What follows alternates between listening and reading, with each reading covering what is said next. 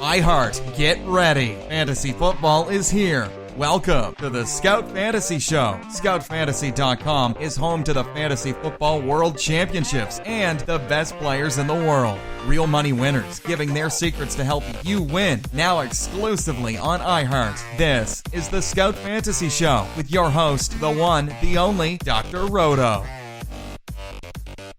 It's Dr. Roto. Get out the insurance cards. Get out the copay. The office is open, my friends.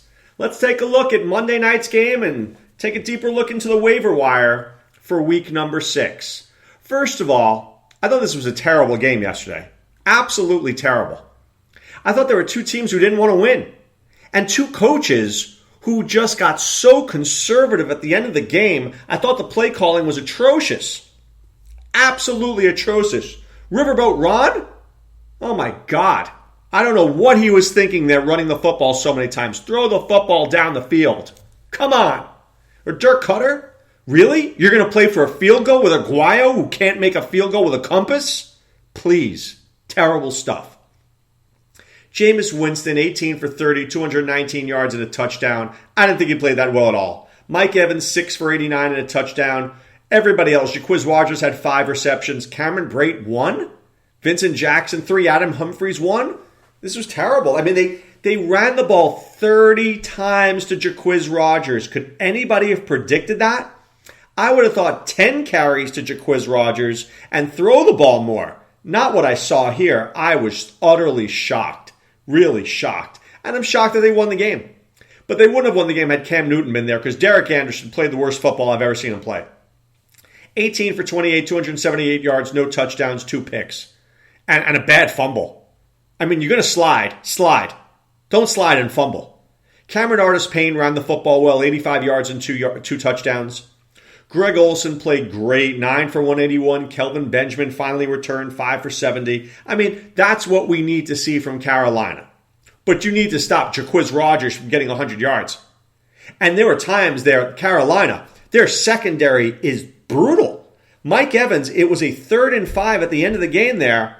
Where it was a 3rd and 8, I can't remember. He was the only receiver on the play. Why aren't you putting 2 guys on him? He was wide open, and they advance the ball, and then they win the game. Unreal.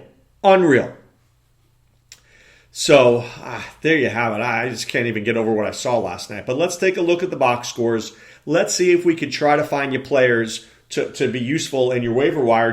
Let's start with Jacquizz Rodgers. Charles Sims, not going to be around for a while on the IR. So I've got to think what this means is that we're looking at Jacquizz Rodgers being the backup to Doug Martin, and he showed what he can do. So certainly he's worth a pickup in your leagues if he's available. Let's see. In the Oakland-San Diego game here, Jalen Richard, if he's somehow available in your league, you got to go get him. The other guys, once again, is Seth Roberts, who always just seems, I'll say it again, if you have Cooper and you have Crabtree, you're going to want to get yourself some Seth Roberts. Okay, in the Buffalo Ram game here, the only guy that's really coming out, I'm thinking about 2 guys. Well, 3. How about that? I'll give you 3. Look at that. I can just start naming them. Mike Gillislee. I think he's interesting. I don't think he plays unless LaShawn McCoy gets hurt, but he's interesting. How about Marquise Goodwin? 2 catches, 13 yards, and a touchdown. Justin Hunter, 1 catch, 4 yards, and a touchdown. I'm not saying he's going to get a touchdown every week, but he's going to get a chance to play, considering that Sammy Watkins Roto is injured. For Los Angeles, there's nobody that's really thrilling me there. I think we pretty much own all the guys that need to be owned. Dallas, Cincinnati. I guess maybe Brandon LaFell. I mean, he's a legitimate second receiver, but Tyler Eifert should be back one of these years. I don't know when. Uzoma, though, if Eifert is not back, had 5 targets and 5 receptions. So I think he's someone, if he's still out there and and if it looks like Eifert won't be back this week, if that's the case, then Uzoma looks like a good pickup. For Dallas, Bryce Butler seems to be the guy. Dak really didn't need to throw the ball that much. Bryce Butler had 2 for 20, but he is certainly in play now without Dez Bryant. But I don't think the Cowboys are going to rush Dez Bryant either. I'm not really seeing a lot available on the waiver wire here. If Devonta Booker is available, I think he's certainly, he had 6 carries, he had 4 receptions. He's a guy to own.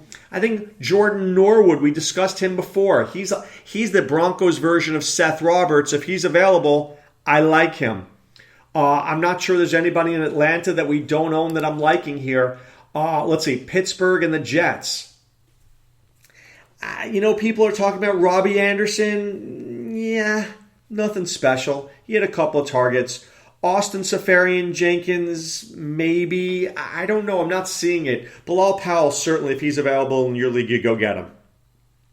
For Pittsburgh, I assume that Sammy Coates is long gone in your league. Jesse James has been very good. He might be interesting. But no names. This is a part of the year where, I hate to say this, as you go through the waiver wire, it's tougher and tougher to find guys who can help you. But let's find one guy, certainly from Minnesota, Adam Thielen. 7 receptions on 8 targets. He absolutely proved that he belongs in the NFL. And he's probably going to be the most overhyped, overvalued player on the waiver wire. Do I like him? Not necessarily. Is he bad? No. But, that's what you have there. Cordell Patterson certainly is a guy in play. And he looked very good last week, but they're on bye. So with Minnesota being on bye, how much do you really want to put into that? I mean, really, how much do you want to put into that? I don't think it's that much. Let's see here. For Houston, Fedorowicz maybe. He's certainly starting to play a little bit better. I don't really like Ryan Griffin very much. Braxton Miller is playing again, so if somebody dropped him, he might be of interest. In Baltimore and Washington, Robert Kelly. I like calling him R. Kelly. I believe I can run the football if he just got an opportunity. Is Matt Jones going to get less? I don't know. I think they're talking about Matt Jones not getting as many carries, but you play Baltimore. It's not Matt Jones' fault. It's not Matt Jones' fault. It's a Baltimore thing. For Baltimore, Crockett Gilmore, 4 for 28 and a touchdown. There's no Max Williams anymore. If Dennis Pitta should get hurt, which he's been known to do, Crockett Gilmore is an interesting player.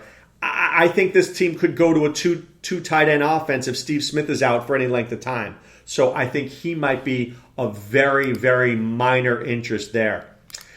Tennessee and Miami, wow, there's just so little on the waiver wire. Rashawn Matthews had 4 receptions, but I think he was up for that game because he knew he was against playing his old team. So I think that's why Matthews played well. Indianapolis and Chicago, Quan Bray had 2 catches. Chester Rogers had 3. He had 6 targets. Maybe he's a little found gold there. Obviously, the guy of the week is Cameron Meredith. I mean, he really looked good, and I've got to believe if you spend money on Robert Woods, you're going to spend on Cameron Meredith. I don't know how crazy I'd go on Cameron Meredith, but I bid on him. I think Brian Hoyer is worth bidding on too, and we'll talk about that in a few minutes. I think Brian Hoyer is well worth it. Zach Zenner was interesting, considering if Washington is out any longer, Zenner is going to get an opportunity. Dorial Green-Beckham had 4 targets, 3 receptions. I like him more than Aguilar, but Aguilar had 7 targets. So as much as I don't like Nelson Aguilar, and he had 7 targets. But Josh Huff had 2 carries, and he had 3 receptions. So if you're really desperate, like a 16-team league, I guess we can look at Josh Huff. I guess we can. For New England, how about DJ Foster? How about DJ Foster as a guy if LeGarrette Blount or James White should get hurt and you're not sold on Dion Lewis, and I'm not? DJ Foster is just a guy who you may want to file away, who might do something down the road. Not a special player, but just somebody I'm filing down the road there. Andre Ellington, I think with Chris Johnson out, Andre Ellington is a very interesting player. His value skyrockets if something should happen to David Johnson. I don't know how much I'd pay for him, but he's worth investigating for sure. And for the Giants, there was a kid, Jarrell Adams, who's a wide receiver tight end hybrid, but that's only because Larry Donnell wasn't there. Bobby Rainey certainly had a lot of targets, 6 targets, 6 catches. I think he's earned a spot on this team. Paul Perkins will be better. I just don't know when he's going to be better, but he will eventually be a good player. We mentioned Brian Hoyer. I think he's the guy that people are going to want to go after this week. It looks like he's the star there. Looks like he's the starting quarterback in Chicago. Look, at the end of the day, he's Brian Hoyer. Never forget that. At the end of the day, he's Brian Hoyer. And that's a problem. So, what am I saying? Invest, but don't go crazy. Invest, but don't go crazy. Okay?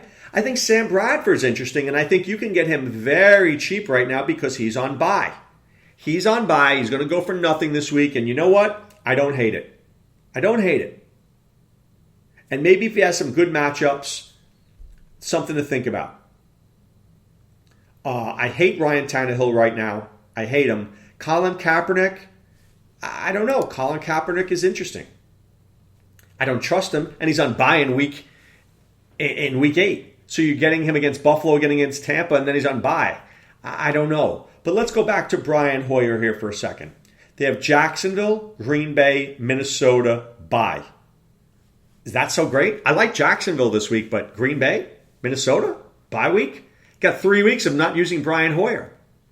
So I don't know how much I'd be investing in Brian Hoyer so fast. I mean, then he's got a pretty good schedule after that, but will he have the job in 4 weeks? See, you're going to spend on Brian Hoyer now. Maybe you get him in week 6. Week 7, Green Bay. Week 8, Minnesota. Week 9, bye. You lose him for 3 weeks. So am I going to spend $100 on Brian Hoyer? I don't think so. Minnesota, Sammy Bradford's on bye. Then he comes back with Philadelphia and Chicago and Detroit. But I think the big thing is at the end of the season, he's got Jacksonville and Indianapolis and Green Bay. Not terrible. Not terrible. So that's something to look at there. I'll give you a guy. I think a guy who's interesting. How about Alex Smith? Oakland, New Orleans, Indianapolis, Jacksonville, Carolina, Tampa, Denver's bad, Atlanta, Oakland, Tennessee, Denver. So he got 2 bad Denver games, but outside of that, Alex Smith might not kill you. He might not kill you. That doesn't mean he's good. It just means he might not kill you. All right, I mentioned Jalen Richard before as a guy like Kenneth Dixon. He's probably gone in your league. Terrence West looks good, but I do like Kenneth Dixon a little bit. I'm worried about the Mark Trestman issue. Marty Mornhinweg is like 1,000 years old, been doing this forever. I'm not really thrilled. I think James Starks is certainly a guy that I want to be holding on to, especially if Eddie Lacy's not 100%. So I don't love Starks, but he is an interesting player. If you own Eddie Lacy, you should get yourself some James Starks. How about Matt Asiata? I've got to believe he's out there. And God forbid if Jerick McKinnon isn't healthy, Asiata doesn't suck. And he's a goal line back. So I don't dislike him. I think he's worth, 8-9 points a week. Somebody to watch. How about Wendell Smallwood? If somebody drops him in your league, I think he's interesting. And I think that it might be somebody to look at. People get very frustrated. Oh, Smallwood didn't do anything. He's out of here. Well, but now he may do something in a week. Remember, the guy you hate today is the guy you like tomorrow. This is how it works in football. Well, this guy did nothing for me, but maybe he does something for you next week. All right, I know Sammy Coates is out there, is gone in your league. Chris Hogan's probably gone. We talked about Cameron Meredith. Rashad Perriman, if he's out there, I think he's interesting. What about Kamar Aiken? If Steve Smith is out for any length of time, maybe Kamar Aiken can get some targets. That's a name that probably people have been dropping. He might be interesting to hold for a couple of weeks. Chris Conley, I like him a little bit. I told you Cordell Patterson. I think he's looked very good. Marquise Lee is a guy I've mentioned in the past. I don't love him, but look, if Alan Hearns is not great, then Marquise Lee is somewhat interesting. At tight ends, I'm all about what's going on with Tyler Eifert. What is going on with him? We want him in week 6 against the Patriots, but I don't think we're going to see him really until week 7 or week 8 at 100%. So that's a tough one for me.